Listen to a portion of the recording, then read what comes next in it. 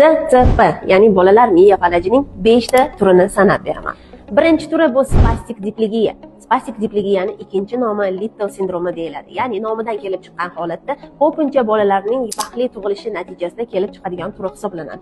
Bu turida asosan oyoqning tizzadan pastki qismida tonuslar baland bo'lishi va yurib ketganda ham oyog'idagi muammolar bilan kelib chiqadigan shakli hisoblanadi. Spastik diplegiya shaklida ko'pincha bolalarda ong saqlangan bo'ladi. Ikkinchi turi bu spastik gemiplegiya yoki gemiparez.